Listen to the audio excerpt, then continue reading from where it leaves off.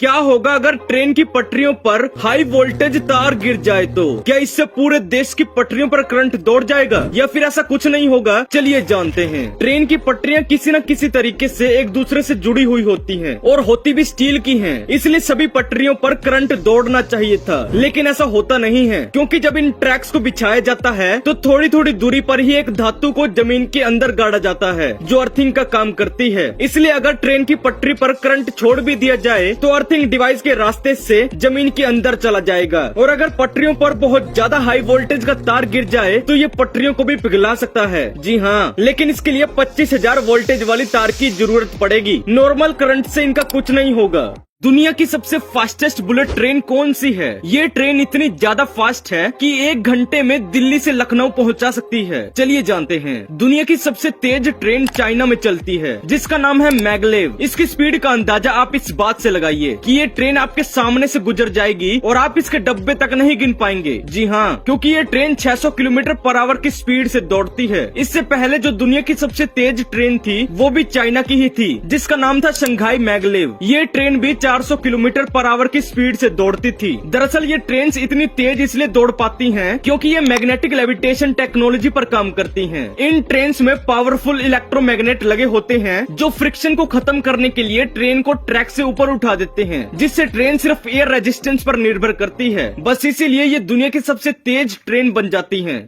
आखिर इतनी बड़ी बड़ी क्रूज शिप को बनाया कैसे जाता है और इन्हें बनाने में कितना खर्चा आता है? चलिए जानते हैं। एक एवरेज क्रूज शिप का वेट 20,000 से 2 लाख टन होता है और इन्हें टोटली स्टेनलेस स्टील से बनाया जाता है ताकि इनमें जंग ना लगे। इन बड़ी बड़ी क्रूज शिप को समुद्र के पास ही एक सूखी जगह पर बनाया जाता है जिसके लिए एंकर और प्रोपेलर को फैक्ट्रियों में तैयार किया जाता है जिन्हें फिर इसी जगह पर लाकर जोड़ दिया जाता है। और आजकल लगभग जितनी भी क्रूज शिप बनती हैं उन्हें बनाने में $750 मिलियन यानी 6200 करोड़ रुपए का खर्चा आता है जो शाहरुख खान की नेटवर्थ से भी ज्यादा है। दुनिया का सबसे महंगा प्राइवेट रेजिडेंट एंटीलिया को आखिर किसने डिजाइन किया था और एंटीलिया का मतलब क्या होता है? चलिए जानते हैं। सबसे पहले एंटीलिया का design 2 US architecture Perkins and will ने 2003 में किया था। फिर एंटीलिया के कंस्ट्रक्शन का काम BE Billimoria and company limited द्वारा 2006 में स्टार्ट किया गया था जो 2010 में बनकर तैयार हो गया था। एंटीलिया में टोटल 27 फ्लोर हैं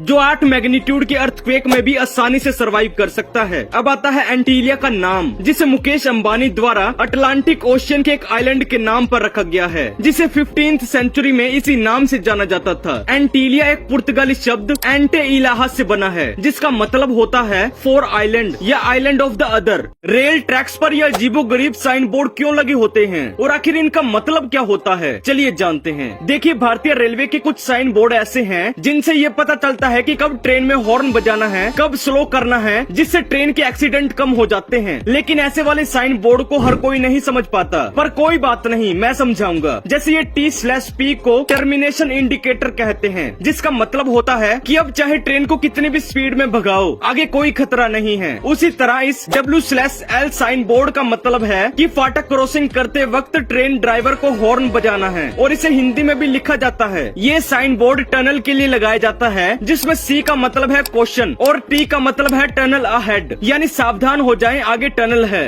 भक्त, मुझे तू भूल रहा है। अगर तू चाहता है कि तेरे घर पर मेरी कृपा बनी रहे तो इसी वक्त पेज को फॉलो करके वीडियो को लाइक करके कमेंट में जय श्री राम लिख दे।